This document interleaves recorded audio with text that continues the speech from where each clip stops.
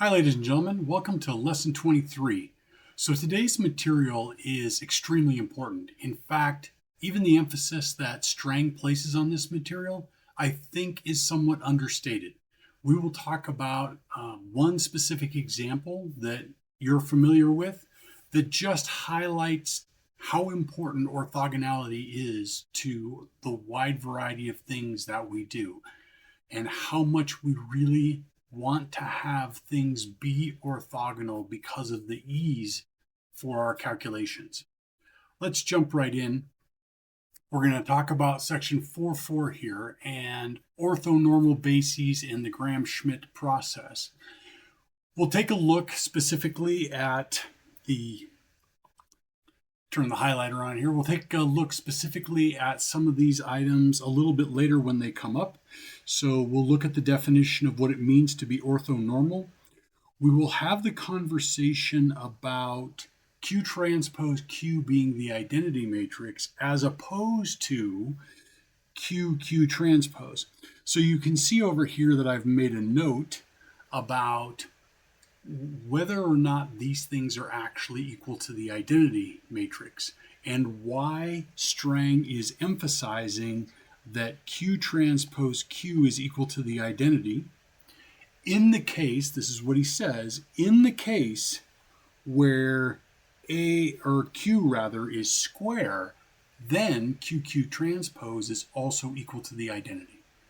Generally speaking, for the specific applications that we are often interested in, Q times Q transpose will not be the identity. I'll demonstrate that in a little bit. Some of the important properties that come from this, we've already taken a look at this one. In the case where we are trying to solve any system of equations, when we have orthonormal columns in our coefficient matrix, our life is easy, very easy. Moreover, we have the ability to do projections in a quick and easy manner as well. Largely, what orthogonal matrices do for us is they eliminate the need for inverses because the inverse is equal to the transpose when we're talking about square matrices. So that gets to one of our really important conversations here, which is what does it mean to be an orthogonal matrix? And an orthogonal matrix is nothing more than a matrix whose columns are mutually orthogonal. And we'll look a little bit more at that in a second. So it turns out, as a little bit of an aside, but it's important to understand, we do not refer to these things as orthonormal matrices, even though in almost every case, we take the orthogonal columns and we normalize them. We make them into unit vectors. So don't use the terminology orthonormal matrix, even though that's what it is. The columns are orthogonal vectors that are also unit vectors, but we call the matrix an orthogonal matrix. We'll talk a little bit about the information that's contained here for the Gram-Schmidt process, and that's really what this conversation here is. I have a demonstration for you to help you understand what that process is. And then finally, we're going to be at our QR decomposition. The QR decomposition is arguably the most frequently used when we're doing numerical computations in linear algebra. All right, so really important to actually read through the information that he's talking about here. He's talking to us about what he's trying to do in this section, and he does a lot. So we want to consider the fact that if we have A as an orthogonal matrix, then A transpose A is something that is diagonal. So even if the columns of A are not unit vectors, if they're orthogonal vectors, we will end up with a diagonal matrix when we take A transpose A. Along with the benefits of things like the projection matrix and the least squares solution and these other things that we're going to talk about, if we have the chance, we want to take the columns of A and we want to convert them to cover the same vector space so that the column space remains the same, but the basis changes from the columns of A to an orthonormal set of vectors. And that's really his second goal that he's talking about here. If we have a choice, if it's possible, we want to make this conversion happen. All right, so we're going to leave you to read the remainder of this. Make sure that you are reading through and understanding what he's talking about. Definition. So the definition for orthonormal is exactly what he says.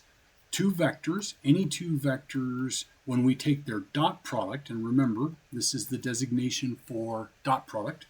When we take the dot product, if the dot product is equal to 0, we know that means orthogonal. If I have the same vector, so I have vector I dotted with itself, that we know is going to be the magnitude of this vector squared. If that magnitude squared is equal to 1, then the original magnitude was equal to 1, and these are normal vectors. They're unit vectors. So orthonormal means two things. Ortho meaning orthogonal, and normal meaning unit vectors. And like I said, generally we will take a set of orthogonal vectors if we have a choice and turn them into orthonormal vectors. That's the definition that we have. Moving on then, we're going to take a look at how exactly the Q transpose Q equals I, and we're going to leave you to read through this material along with the very important case where we have a square matrix. In the case where the matrix is square, then we have both Q transpose Q and QQ transpose are equal to the identity matrix. And by the definition of inverse then, we can see very clearly that the transpose is equal to the inverse of Q. So let's take a look at an example where we don't have both Q transpose Q and QQ transpose equal to the identity matrix. So here I've pulled up MATLAB. I have a couple of matrices. One of them is 4x2 and the other one is 4x4. So starting with the 4x4 case, we're just going to take Q4 transpose times Q4. And when we do that, we can see, we have round off error, of course, but we can see we have the identity matrix. We have ones along the main diagonal, and these values, if we were to do a long format, we would see that they're 10 to the minus 15 types of numbers. Similarly then, if I take Q4 times Q4 transpose, we end up with the same situation. We end up with, again, a little bit of round off error on the off diagonal values, but then down the main diagonal we have all ones. So then this leaves us to consider the Q2 example. If we take Q2 in the case, and this is what he references only one time in the section, in the case where we have more rows than columns, then Q transpose times Q is going to give us the identity matrix. However, when we do Q2 times Q2 transpose, now we're building a set of outer products, and the situation is not the identity matrix. We do not end up where we do when we have a square matrix. So let's just take a quick look at why this would be. In the situation where we have M is greater than N, we have a tall, skinny matrix, and we do the transpose times Q, that's going to be the transpose times Q. And what we're going to end up doing is we're going to end up taking these columns and dotting them with the columns. And because the columns are orthogonal, we are going to end up with an identity matrix, as I showed you in MATLAB. However, in the case where we do Q times Q transpose, now we're going to end up with these vectors creating outer products. Or, think of it the other way, we have these vectors here creating inner products.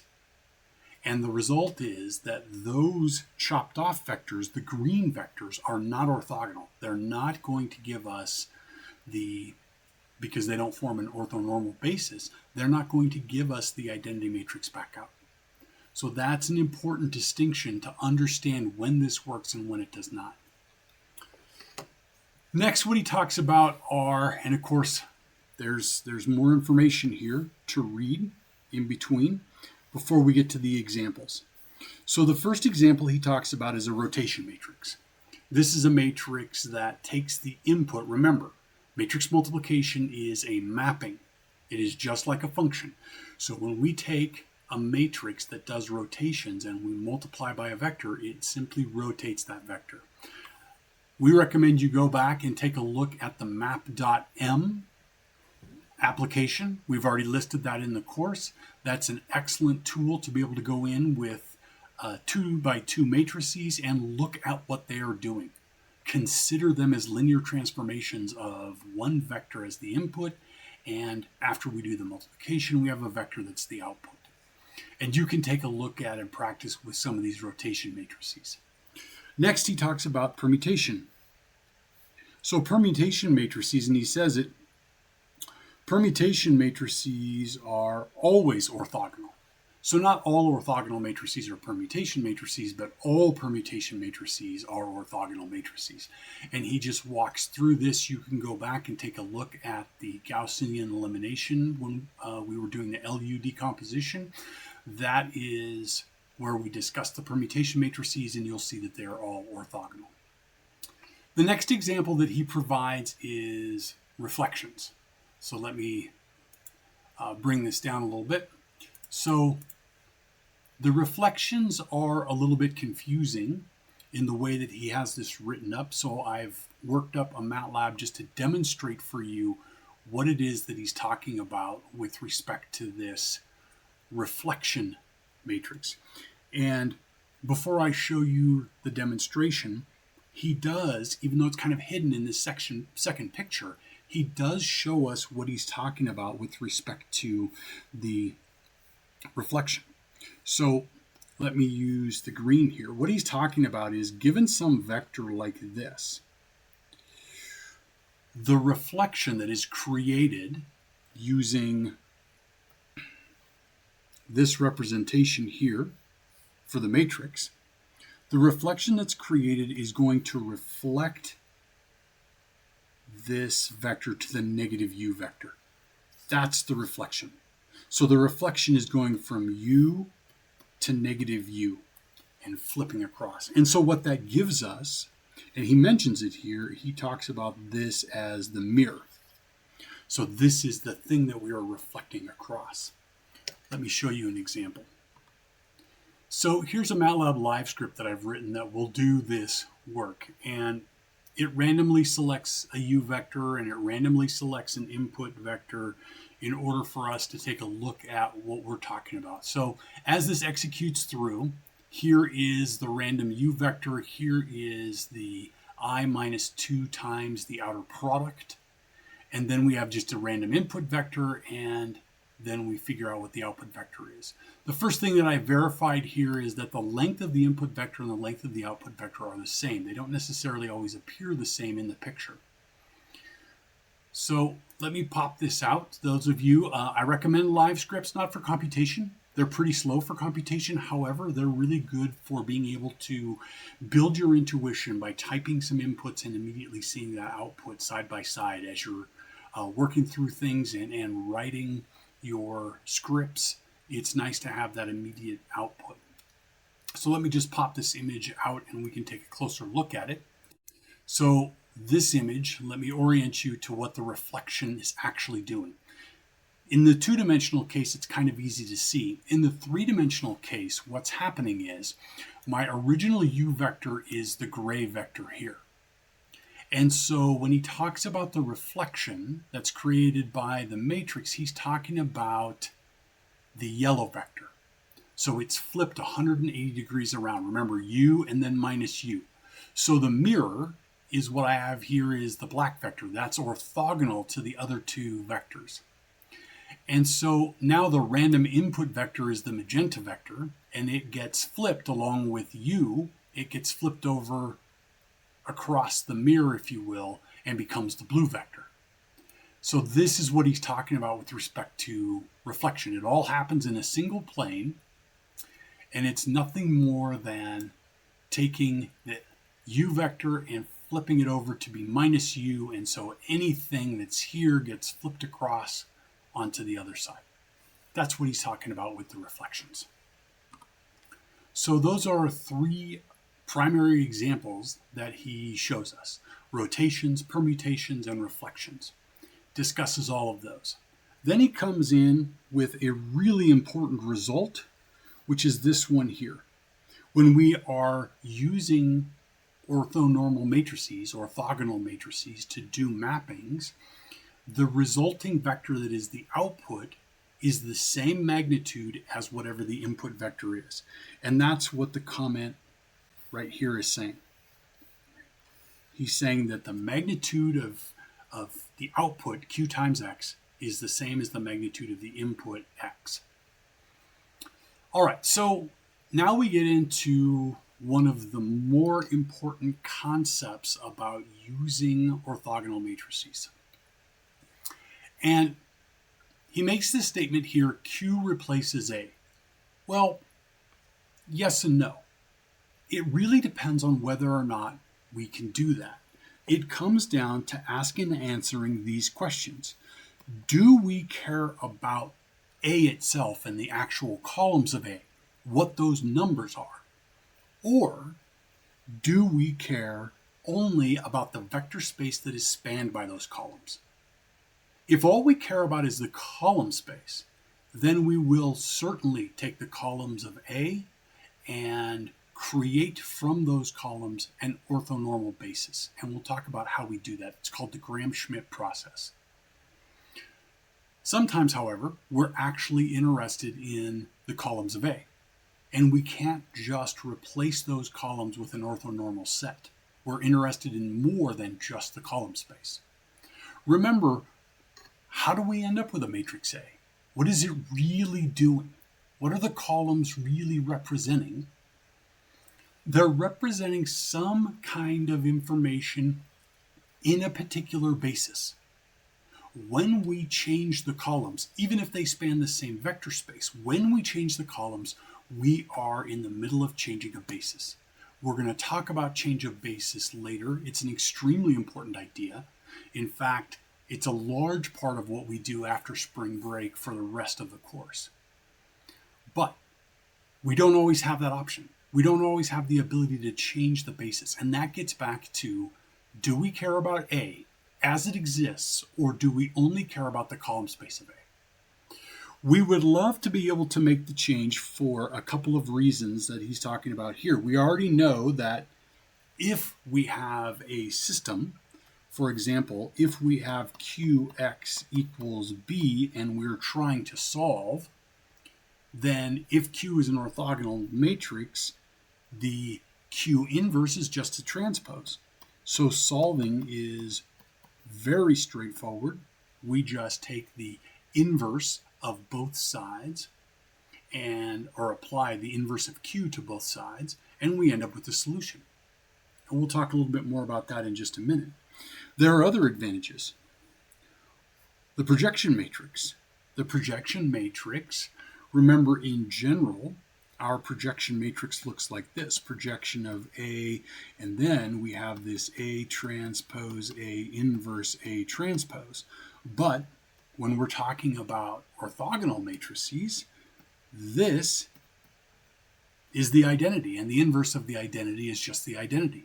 And so this would become A transpose, which he's writing as QQ's transpose because Q is his matrix in general, and this is across most of application and academia. People use Q to represent an orthogonal matrix. So these are a couple of reasons why we would want to do this. Then he comes into a really important discussion, which you'll need to read probably a couple of times.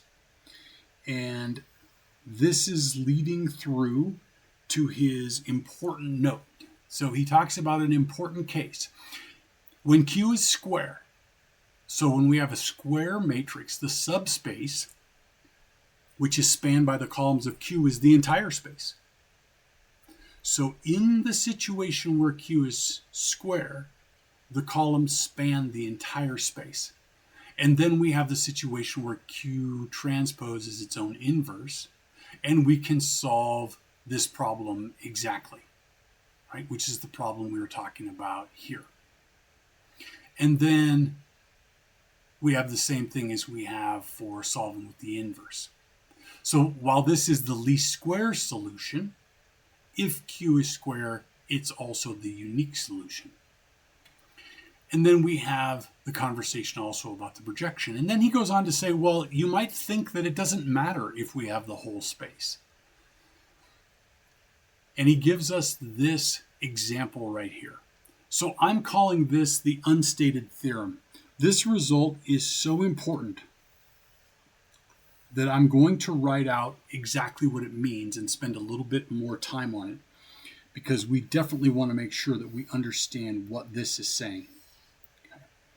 So I'm not going to rewrite it in the form that it's written. I'm going to write it in the following form. It says that the B vector is equal to Q1 vector transpose B times Q1 plus Q2 vector transpose times B Q2, etc., for as many of these things as we have.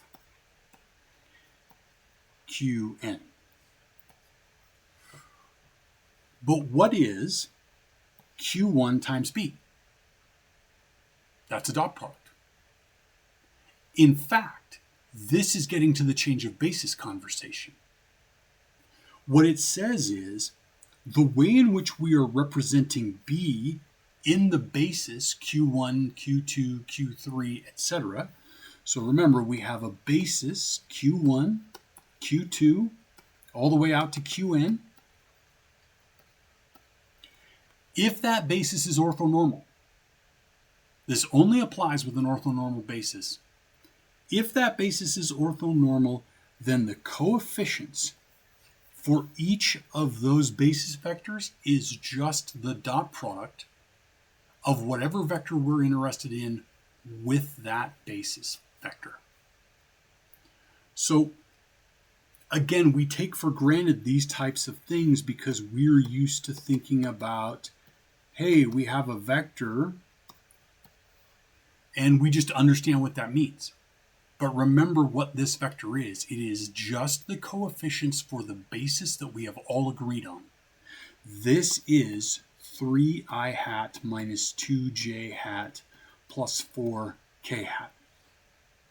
In the case where we don't have an orthonormal basis, then it's not easy to figure out what the representation for a vector is. The vector is a physical thing. It's out there, or it's a list of numbers. It's an idea. It is, as Grant Sanderson says, it is this thing that exists. We want a way to represent it. In order for us to represent it, we need to have a basis. If that basis is not orthonormal, then we would have to set up a system of equations and solve an entire system of equations to figure out how to write it down. Instead, we pick, whenever possible, orthonormal bases, because in the case of an orthonormal basis, we can figure out what the coefficients are not by solving a system of equations, but simply by doing a bunch of dot products, which are very fast and easy.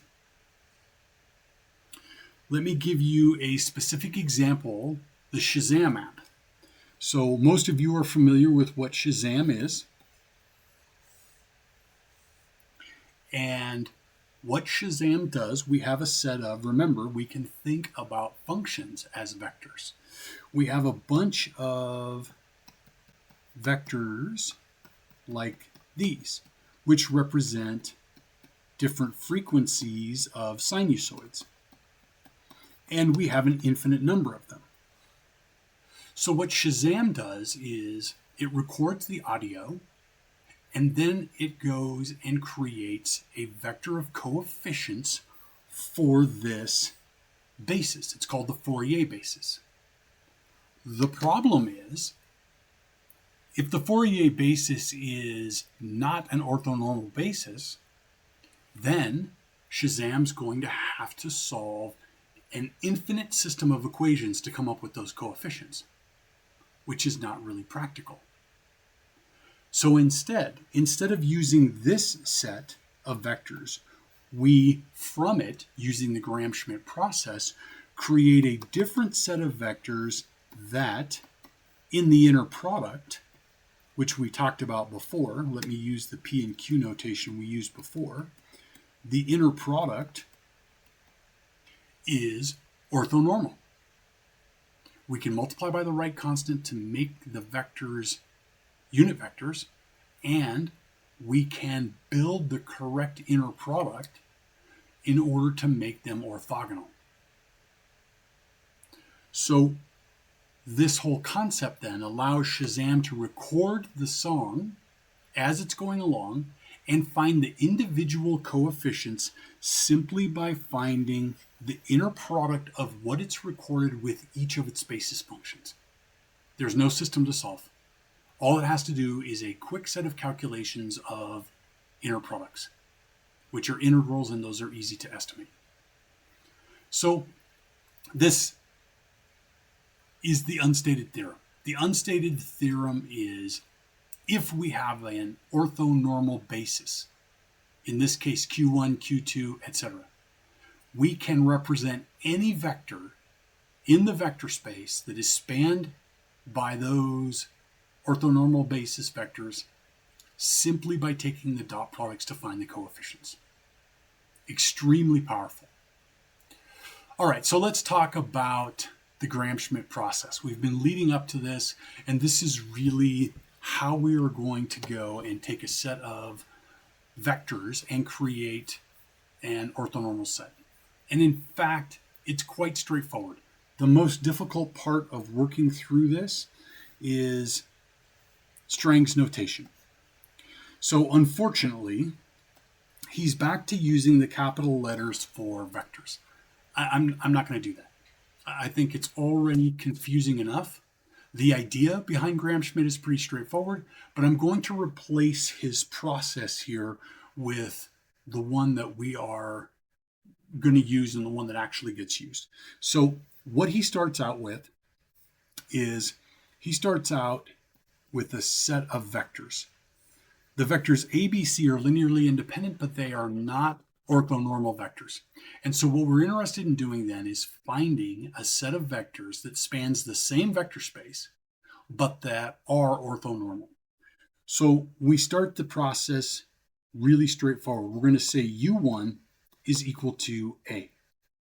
And my U1 is what he is calling capital A. So his first step is right here, where he takes the A and sets it equal to the capital A and sets it equal to the lowercase a.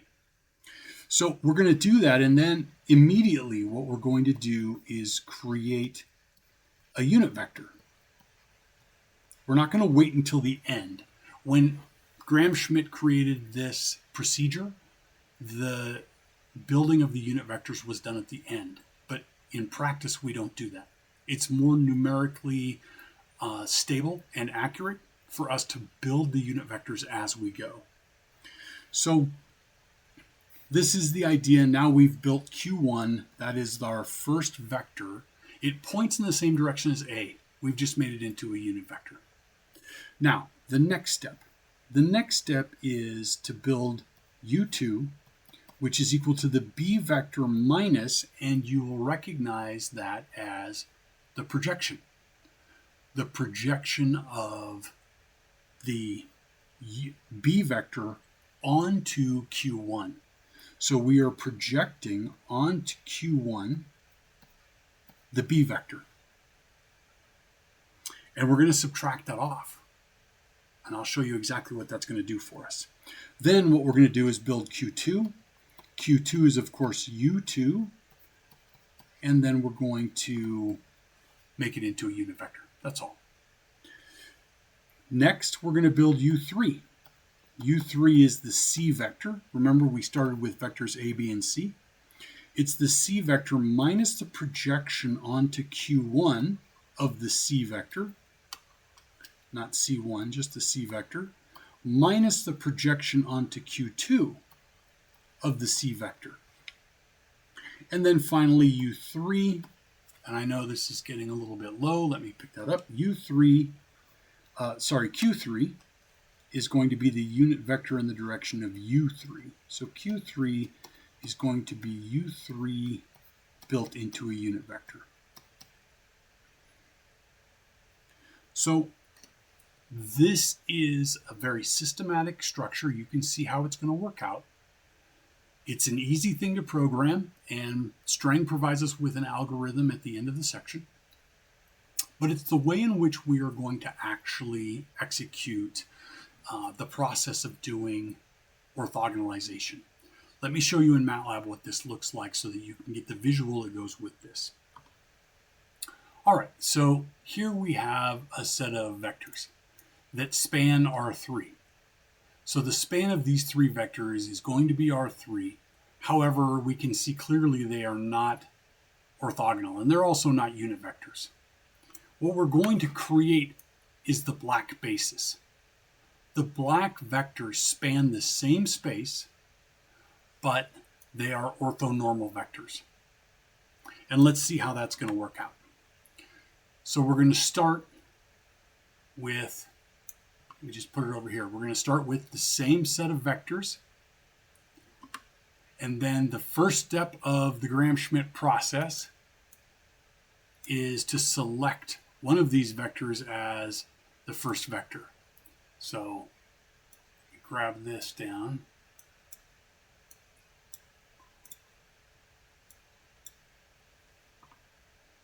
Sorry, that jumped up in the way there.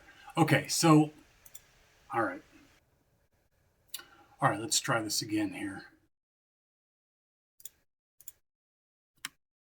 So the first thing that we do in the Gram-Schmidt process is we identify one of the basis vectors as u1, and then we create q1, which is the black vector that is the unit vector in the same direction as u1.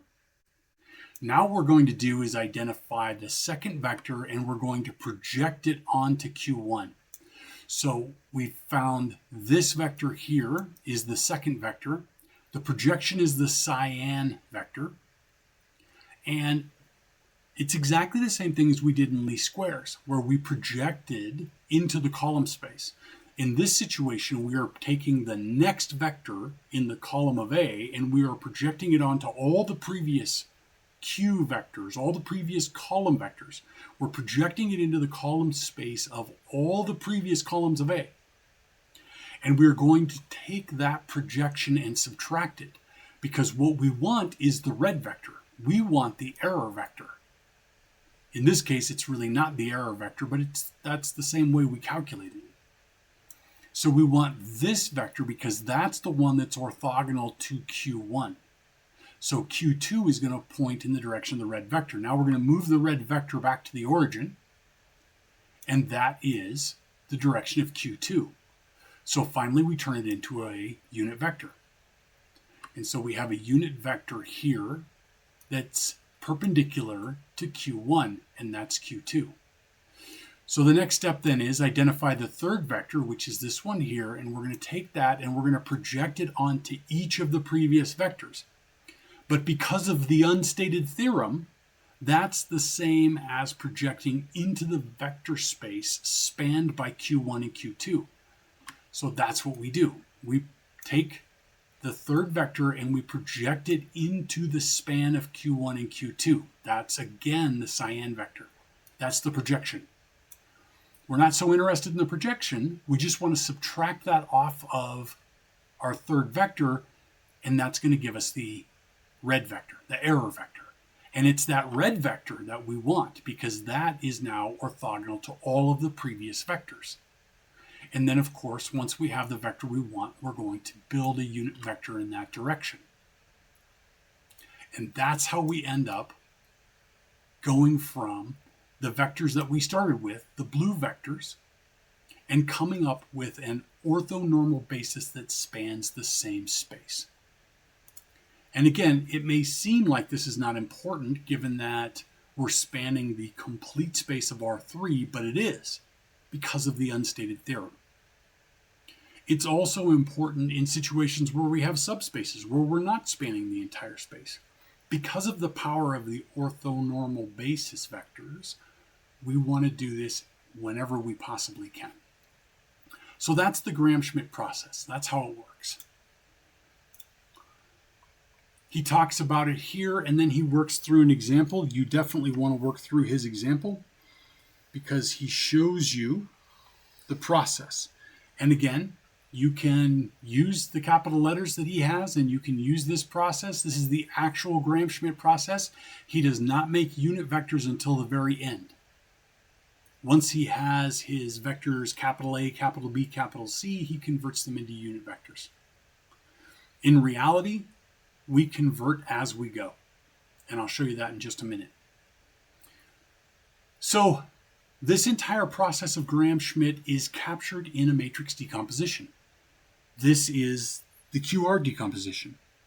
As I said at the top of the program, sorry, that was supposed to be highlighted.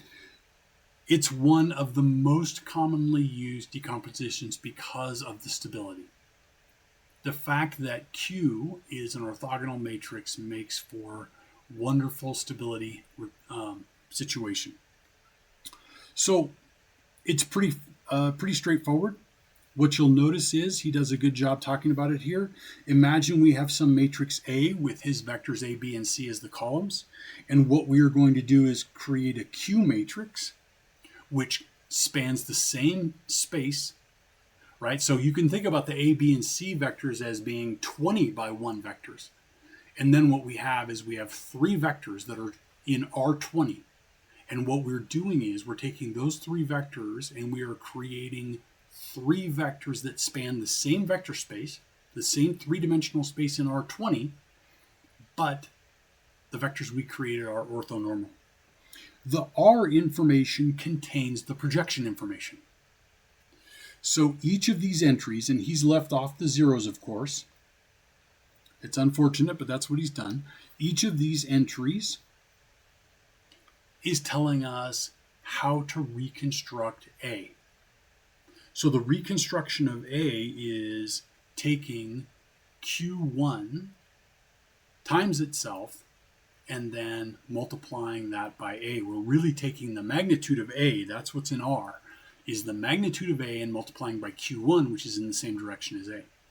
Then to rebuild B, because Q1 and Q2 are orthogonal, the unnamed theorem, we can simply take the coefficients, and that's what's in the R matrix, the coefficients that go with Q1 and Q2 that reconstruct the original B vector. The same thing is true of C. So the R contains that reconstruction information.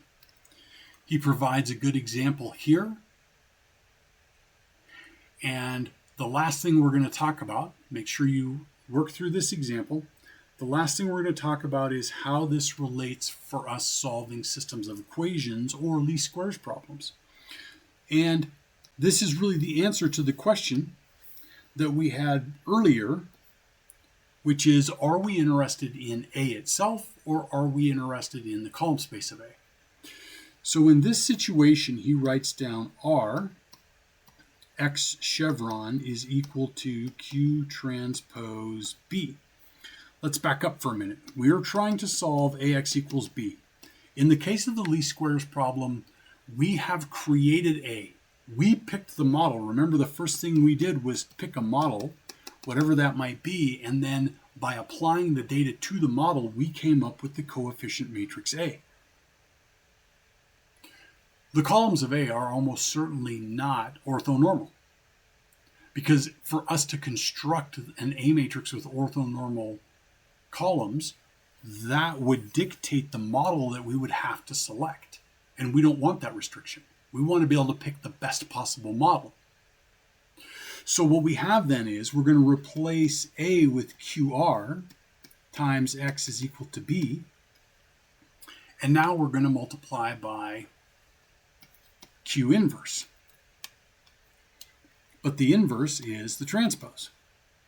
So we left multiply there by Q transpose. We left multiply here by Q transpose. And what we end up with is Rx is equal to Q transpose B.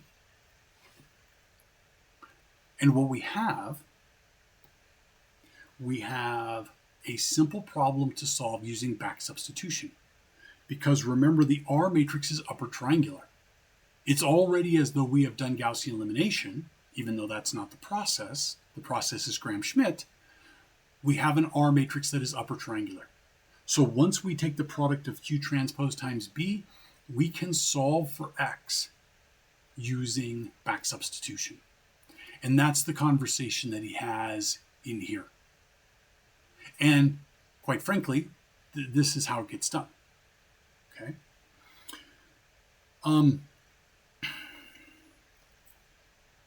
The last thing I want to talk about is the algorithm right here. This is the algorithm that we're going to take a little bit more of a look at.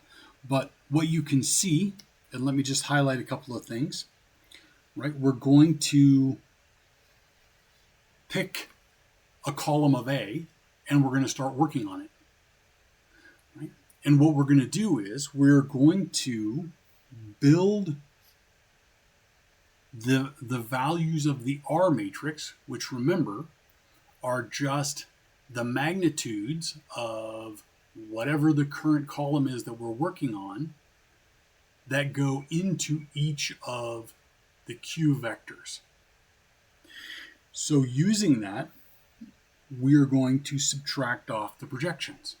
So we're going to take V, whatever the current vector is, and we're going to subtract off the projections as we go. It's the same as subtracting off the entire projection into the vector space that's covered by the previous columns. Once we're done with that, we're going to create the unit vector. So this process does nothing more than take what we outlined right here and systematically work through it.